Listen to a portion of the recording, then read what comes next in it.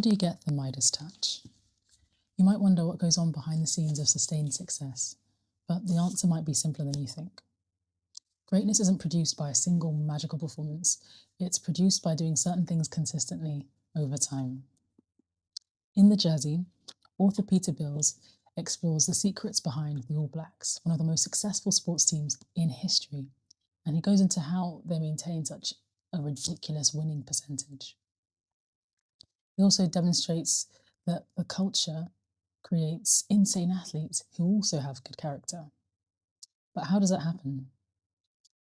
By focusing on a growth mindset, by being ruthless about succession, and also by cultivating broader life skills. Let's get into it.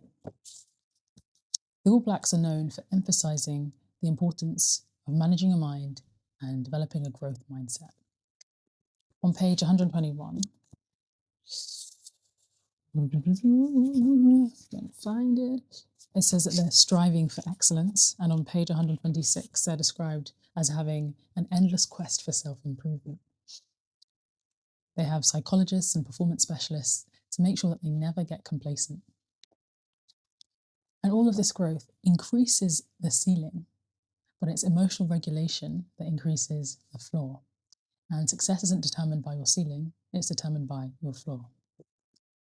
On page 216, it says,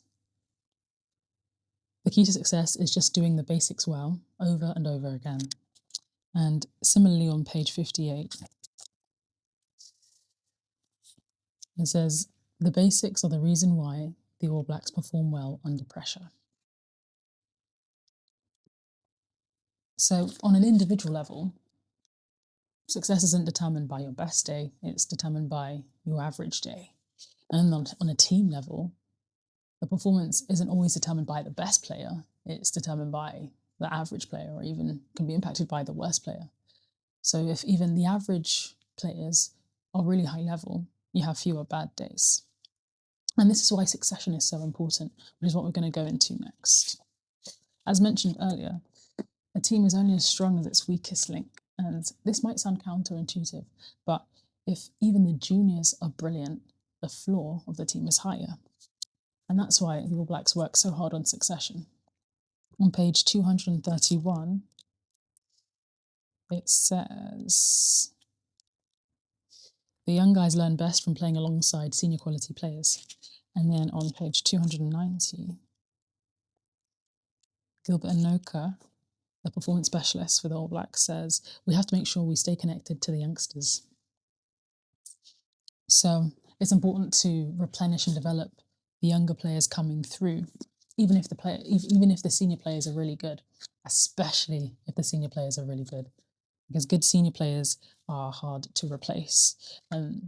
That said, there are some once-in-a-generation talents, Dan Carter, Richie McCaw, who retired from international rugby at the same time to the detriment of the entire nation.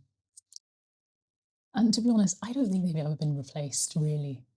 But because of good succession planning, the floor is still really high for New Zealand. And ironically, the biggest stars in the All Blacks seem to be really well-rounded because the environment doesn't just reward talent, it also rewards character, which is what we're going to go into next. So despite New Zealand having some of the most technically skilled players on the planet, they're also obsessed with character. On page 49,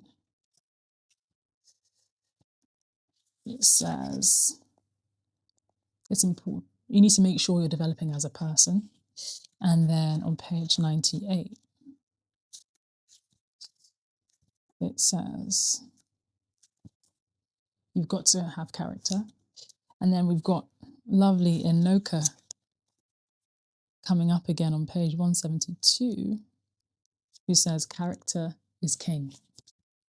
So if skill is the ceiling and character is the floor, we've already determined that performance and success isn't determined by your ceiling over time, it's determined by your floor. And outside of performance, good character makes people more valuable to the wider community. And this is expressed in page 229. we should go here. So if people become part of a rugby club, kids get coached, they learn about a team and its demands, they learn values, they learn respect and how to talk to people. And this is referring to New Zealand club rugby, not the All Blacks, but obviously it feeds up.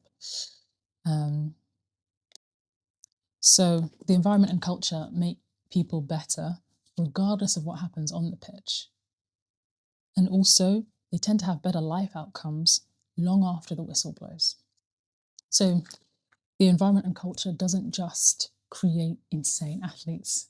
It doesn't just create better athletes, it creates better people. In conclusion, Peter Bills shows us how the All Blacks have sustainably succeeded by maintaining really high standards for growth, development, and character.